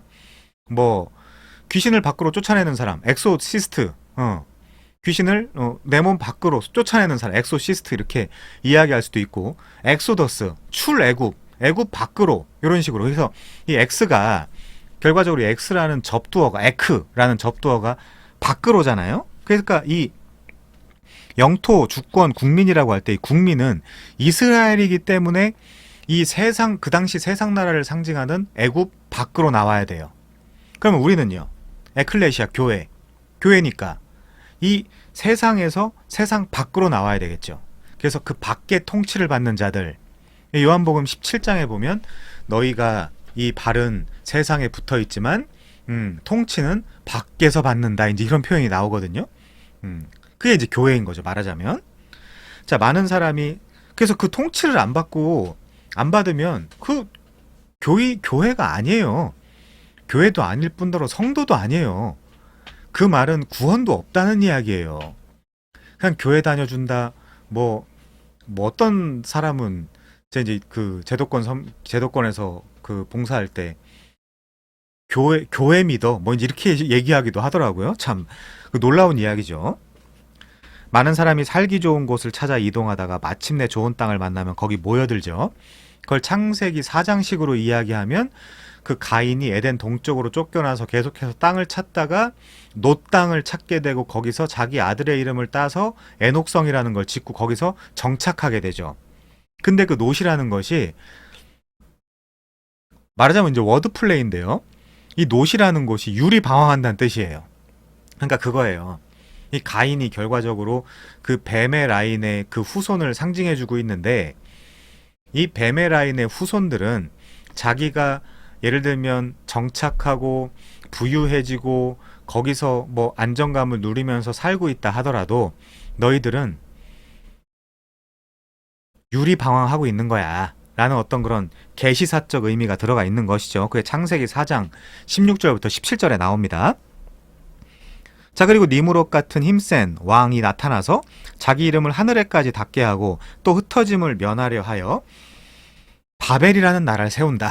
바벨이라는 나라. 즉 하나님 대신 힘으로 권리를 쟁취한 사람이 주권을 가진 나라, 인간이 자기 이름을 위에 세운 나라, 이런 세상 나라의 표본이 창세기 11장의 바벨이라는 나라다 이겁니다. 이렇게 하여 하나님을 왕으로 인정하지 않는 나라는 끊임없이 서로를 정복해 거대한 하나의 세력을 이루고 이렇게 만들어진 세력은 결국 하늘에까지 닿는 욕망을 내뿜기에 이른다. 왜요? 내 이름을 내려고. 천국 가서도 내 이름을 내려고 하는 사람들은 잘못된 사람들이라고 말씀을 드렸습니다. 그 세상 가치관과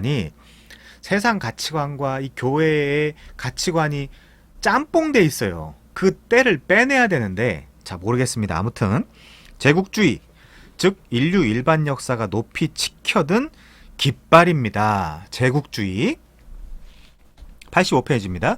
그래서 바벨을 시작으로 그 다음 페르시아, 그 다음 헬라, 그 다음 로마 제국으로 이어지는 세계사, 이런 세계사를 하나님이 가만히 보시고 계실 리가 없죠.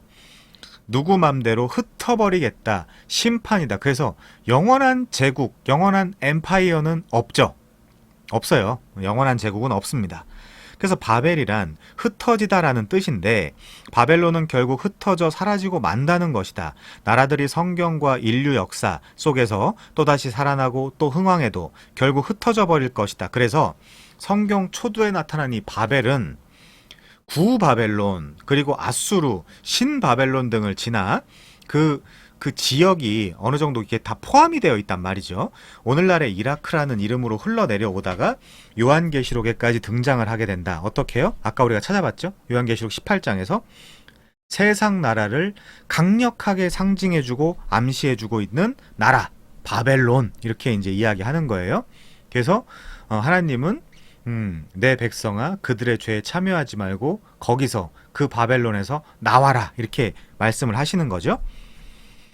계시록 18장 10절 화잇도다 화잇도다 큰 성 견고한 성 바벨론이여 한 시간에 네 심판이 이르렀다 하리로다. 요거 이제 예레미야 50장 인용한 거예요. 한번 가서 볼까요? 예레미야 50장. 예레미야도 굉장히 중요한 성경인데 안 중요한 성경이 어디 있겠습니까마는. 자, 예레미야 50장 8절 보시면요. 너희는 바벨론 가운데서 도망하라. 갈대아 사람의 땅에서 나오라. 양떼에 앞서가는 숫염소 같이 하라. 요 앞뒤 문맥이요. 요 이제 소제목도 바벨론에서 도망하라. 갈대아 땅에서 나오라고요. 11절부터의 소제목은 바벨론의 멸망. 21절의 소제목은 여호와께서 바벨론을 심판하시다. 51장으로 넘어가면 바벨론을 멸하시는 여호와. 50장 20절부터의 소제목은 바벨론은 여호와의 철퇴. 그리고 25절부터의 소제목은 바벨론이 황무지가 되리라.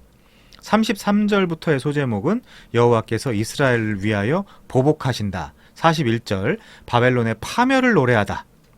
50절 여호와께서 바벨론을 보복하시다. 54절 바벨론이 황폐하리라. 59절 예레미야가 바벨론의 예언을 전하다. 이렇게 이런 식으로 그래서 이 바벨론은 세상을 상징한 건데 여러분들이 만약에 세상과 짝이 되어 있으면 어떻게 되겠습니까? 같이 심판을 받는 거예요. 같이 심판을 받는 거예요. 그래서 그게 야고보든 요한 1, 2, 3서를 쓴 요한서든 뭐라고 이야기해요? 세상과 벗된 가늠한 여자들아. 세상과 벗된 것이 세상을 사랑하는 것이 하나님과 원수된 것인 것을 알지 못하느냐. 어, 그런 이야기를 하는 거예요. 자, 넘어갑니다. 다섯 번째요. 창세기 11장에 대한 창세기 12장의 의의. 하나님도 나라를 세우신다. 이렇게 창세기 10장 10절부터 나라들이 계속해서 등장해 가고 있는데 12장에서부터 물론 숨겨져 있죠. 11장 후반부부터예요. 정확하게는. 나중에 설명할 텐데 11장 후반부부터 하나님 나라를 세우시죠. 세워가시죠. 자, 여러분, 홍수와 언어의 혼잡으로 세상을 심판하신 이유가 무엇일까요? 그건 불순종으로 출발한 인류 역사의 부패와 악에 대한 하나님의 반응이라고 말할 수 있다. 심판해 가시는 거예요. 이 바벨론도 결과적으로는 자신의 백성인 이스라엘을 깨우치고 경성시키고 계몽하는 역할로 쓰셨지만 제가 방금 읽어드렸죠. 소제목들 다 멸망시킨다고요. 바벨론도. 그때 어디 붙어 있을 거냐. 왜 이 가늠하는 여자들아 세상과 벗된 것이 하나님의 원수된 것을 알지 못하느냐. 세상을 왜 사랑하느냐. 세상과 왜 짝이 되어 있느냐.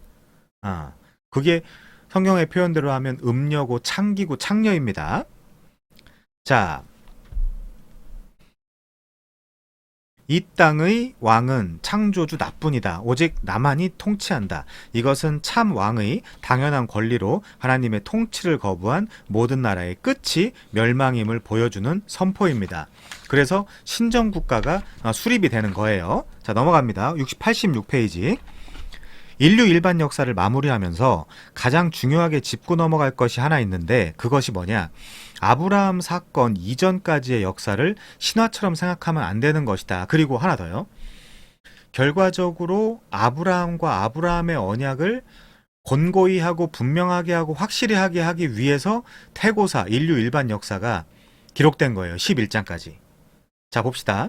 12장에서 시작되는 아브라함의 사건은 11장까지의 내용을 역사로 현실화하지 않는 한 절대로 연결할 수가 없다. 그들이 시날 평지, 여기가 수메르입니다. 메소포타미아.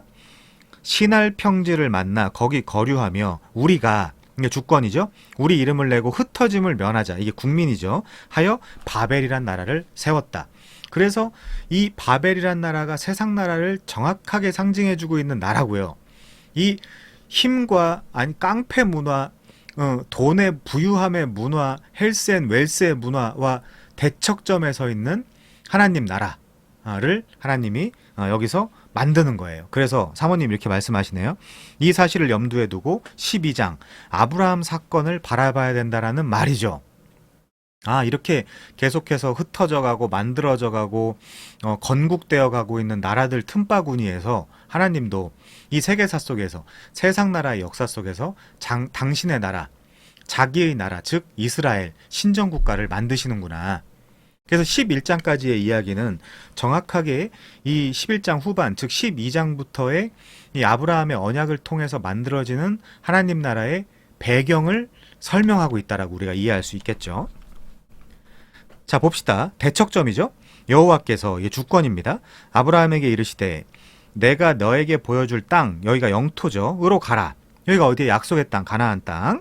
내가 너로 큰 민족, 국민을 이루고 땅의 모든 족속이 너로 말미암아 복을 얻을 것이라 하신지라. 여호와께서, 그러니까 내가라고 선포하시기 때문에 창세기 3장 15절과 구조가 똑같아요. 내가 하리니. 창세기 3장 15절도 내가 하리니. 그 창세기 12장 1절부터도 내가 하리니 여호와께서 말씀하시니. 이렇게. 자, 87페이지. 이렇게 아브라함의 이야기가 11장 사건 뒤에 이어지는 이유는 무엇일까? 11장까지의 심판과 멸망으로 치달은 인생들을 위한 하나님의 손길이 시작되는 시점이라는 것입니다. 바로 이 바벨론, 메소포타미아 지역에서 살고 있던 아브라함이라는 한 사람을 뽑아서 우상을 섬길 뿐 아니라 그 가족의 대대의 문화가 우상을 만들어서 팔고 그것을 통해서 먹고 살고 있는 그 아브라함 한 사람을 뽑아서 한 나라를 세우겠다. 그 나라의 첫 국민이 아브라함이 될 수 있도록 네가 나와. 그 바벨론에서 나와. 그렇게 말씀을 하시는 것이죠. 자, 그래서 왕은 나다. 이제부터 내 나라를 세우겠다라는 하나님의 천명이 바로 구원이다. 그래서 창세기 12장 아브라함 사건부터를 구원 역사, 구속사라고 부르시는 것이다. 자, 여섯 번째. 하나님이 당신의 나라를 세우시는 이유. 그것이 뭡니까? 한마디로 대답하면 이 세상을 다시 품고 싶다 이거예요. 잃어버린 자기 백성이 너무 많다. 잃어버린 자기 백성이 너무 많다. 멸망으로 끝날 수밖에 없는 세상 나라들을 그대로 두고 보실 수 없다는 것입니다. 그럼 그 나라들을 하나님 나라로 다시 끌어들여야 돼요. 그래서 그 이스라엘을 무슨 나라라고 한다고요? 제사장 나라라고. 이 이방인들을 다 그 이방인의 빛이 되어 이방인들을 하나님께로, 이방 죄인들을 하나님께로 끌어오는 역할을 하는 제사장 나라라고요. 근데 그 역할을 어떻게 했다고요? 실패했다. 불의한 청지기가 되었다. 그래서 그 불의한 청지기의 자리에 예수님이 오셔서 그람마, 이 법적 문서에 기록되어 있는 어떤 그런 빚을 탕감해 주신다. 그래서 하나님이 칭찬해 주신다. 야, 착하고 충성된 종아, 너는 주인이 뭘 원하는지 정확하게 아는구나. 그래서 그 불의한 청지기의 자리에 오셔서 그 불의한 청지기의 역할을 상세해 주시는 예수님. 자, 그래서 다시 읽어볼게요. 멸망으로 끝날 수밖에 없는 세상 나라들을 그대로 두고 보실 수 없다는 겁니다. 여러분, 저는 요한계시록의 주제 성구를 이거로 생각하거든요. 한번 볼게요. 요한계시록 11장 15절입니다. 제가 생각하는 요한계시록의 주제 성구예요. 11장 15절. 여기 보시면 일곱째 천사가 나팔을 불매 하늘에 큰 음성들이 나서 이르되, 자, 이거 중요합니다. 세상 나라가 우리 주와 그의 그리스도의 나라가 되어 그가 세세토록 왕노릇하시리라. 이게 요한계시록에 제가 생각하는 주제예요. 자, 그래서 이 멸망으로 끝날 수밖에 없는 세상 나라들을 그대로 두고 볼 수 없다는 것이다. 이 요한계시록은 나중에 우리가 또 공부하기로 하죠. 여건이 되면. 자, 모든 민족을 아브라함을 통해 다시 복받게 하고 싶은 하나님의 사랑인 것이죠. 뭐 바벨도 있고 애굽도 있고 뭐 별의별 나라들이 다 있지만 너희들 내 나라, 하나님 나라, 그 사랑의 나라로 너희들도 들어와야 돼. 너희들이 왕 되면 서로 싸우고 헐뜯고 때리고 죽이는 그런 반목과 원수와 전쟁의, 그리고 다툼의 나라밖에 될 수가 없어. 내 나라에 들어와서 내가 시온에 왕을 세웠거든. 그리고 그 시온에서 구원자가 나올 것이거든. 그 구원자, 내 아들을 통해서 그 아들이 사사기에서 그토록 기다리는 왕이야. 그들이 왕이 없으므로 자기 소견에 옳은 대로 행하였지 않니? 그래서 내가 왕을 세울 건데 그의 왕, 그 현인, 그 철인 혼자 통치하는 그 하나님 나라. 그래야 돼요. 그래야 돼요.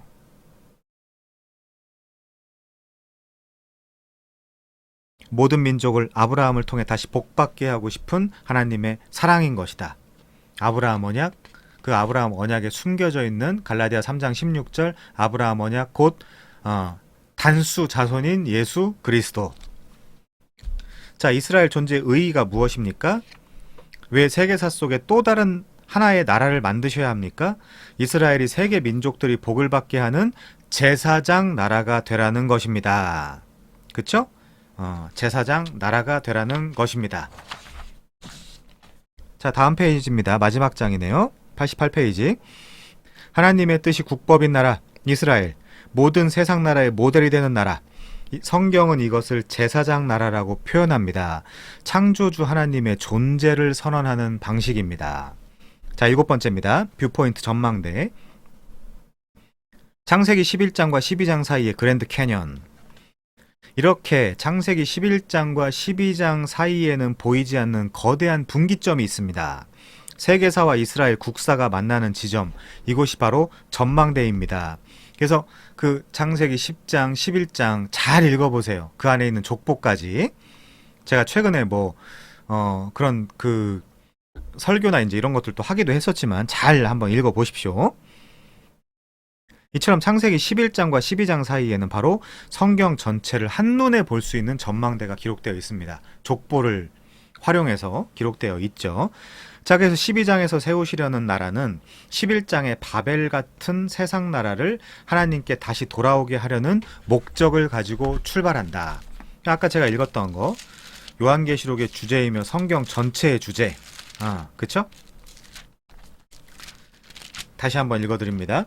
요한계시록 11장 15절 세상 나라가 우리 주와 그의 그리스도의 나라가 되어 그가 세세토록 왕노릇 하시리로다. 요것을 목적으로 삼고 아브라함아 너 일로 와. 일로 나와. 너 나랑 나라 하자. 신정 국가. 너가 그 나라의 첫 국민이 되면 좋겠다. 그래서 아브라함을 끌어들여서 아브라함한테 언약을 주세요. 무슨 언약이요? 땅과 자손. 그 땅이 뭐다? 하나님 나라. 구약에선 가나안 땅, 약속의 땅. 신약으로는 하나님 나라, 유업, 기업을 주게 하려 하심이니라. 그리고 그 자손은요, 예수 그리스도. 이렇게 창세기부터 우리가 그 요한계시록까지 점이 아니라 점으로 보는 성경 방식. 나는 이 성경이 좋아. 나는 이 성경이 좋아. 난 이 성구가 그렇게 좋더라. 그러면 안 돼요. 점이 아니라 선으로. 선으로 창세기부터 쭉 이어서 요한계시록까지 성취되는 세상 나라가 우리 주와 그의 그리스도의 나라가 되어 그가 세세토록 왕노릇 하시리로다. 이 목적을 가지고 지금 창세기 12장에서 누굴 부르신다고요? 아브라함을 부르신다. 그거구나. 그렇게 이제 여러분들이 머릿속에 꼭 정리해 놓으시면 되겠습니다. 자, 앞으로 창세기 12장의 나라가 정말 그 목적을 갖고 흘러가는지 한번 보실까요? 합니다. 자, 정리하겠습니다. 89페이지. 도표를 보면서 정리할게요. 그래서 하나님이 왕이신 혹은 그리스도가 왕이신 첫 번째, 나라의 태동. 나라 이름이 뭐라고요? 이스라엘. 그 나라는 무슨 역할을 한다고요? 제사장 나라. 그래서 국민을 만든다. 창세기 12장부터 50장까지. 그래서 국민을 만들어서 애굽에 집어넣어서 애굽에서 200만 혹은 300만 명이 방불하는 숫자가 육박하는 숫자가 돼서 출애굽으로 나오는 거죠. 국민을 만들어요. 그 나라를 창건합니다. 주권, 법을 만들어요. 헌법이죠. 말하자면 이스라엘의 헌법이라고 이야기할 수 있습니다. 그게 시내산 언약이에요. 613가지의 율법. 그게 출애굽기부터 신명기까지. 그 나라와 땅을 찾습니다. 영토 만들기. 그게 어디예요? 여호수아. 그리고 사사기까지. 어떤 면에서 사사기까지. 전쟁에서 땅을 찾는다거나 제비 뽑는다거나 아무튼 어떤 방식으로든지 약속하신 그 가나안 땅을 찾아가는 거죠. 자, 네 번째. 하나님 나라 백성답게 살기. 그래서 국민, 주권, 땅을 다 가진 후에 사사기라든지 사무엘 상하, 열왕기 상하에서 하나님 나라 백성답게 살기. 근데 어떻게 돼요? 다 실패합니다. 물론 실패해요. 자, 다섯 번째. 나라의 쇠퇴와 부흥운동, 그리고 포로로 잡혀감. 에스라라거나 느헤미야. 에스더는 왜 빠졌죠? 에스라에 포함시켜야 된다 그랬죠. 자, 여섯 번째. 대리 통치자가 아닌 진짜 왕 예수의 출현. 내가 내 왕을 시온에 세웠다. 베드로는요, 그 시온에서 왕이 나오신다. 구원자가 나오신다. 이렇게 표현하고 있죠. 대리 통치자가 아닌 진짜 왕 예수의 출현. 그게 사복음서에서 이야기하고 있는 부분들이고요. 일곱 번째. 새 하나님의 나라인 교회의 탄생. 구약에선 뭐라고요? 이스라엘. 신약에선 뭐라고요? 교회. 새 하나님의 나라인 교회의 탄생. 바울은 그 뭐라고 이야기해요? 하나님의 이스라엘이라고 바꿔요. 신약에서. 그 갈라디아서 5장에 보면 갈라디아서 6장에 보면 하나님의 이스라엘이라고, 그냥 이스라엘이 아니라 하나님의 이스라엘이라고 이름을 좀 바꿉니다. 자, 새 하나님의 나라인 교회의 탄생, 그것이 사도행전에 보면 잘 나타나 있죠. 사도행전이 뭐다? 사도들의 행적 혹은 사도들의 행전을 기록해 놓은 거다. 그리고 사도행전이라는 그 신약의 역사서에서 발생하는 각 개별 서신서들, 그런 것들, 여러분들이 각 개별 서신서들을 또 우리가 지난 시간까지 했던 것처럼 역사서라는 사도행전 각 부분에다 끼워 맞출 수 있어야 되겠죠. 자, 그리고 마지막으로요, 영원한 하나님의 나라 새 예루살렘에 대한 예언, 그것이 요한계시록입니다. 마칠 건데요, 여러분 이렇게 오늘은 관점 1을 배웠어요. 누가 왕이냐? 성경에서 누가 왕이냐? 누가 왕이에요? 하나님이 왕이시죠. 우리는 그에게 순종하고 복종하고 항복하고 따라가는 자들입니다. 어디로 부르든지 따라가는 자들. 자, 그렇게 이해해 주시면 될 것 같고요. 자, 그래서 관점 2는 다음 시간에 우리가 살펴보도록 하겠습니다. 타이트했는데 굉장히 수고 많으셨습니다. 마치겠습니다.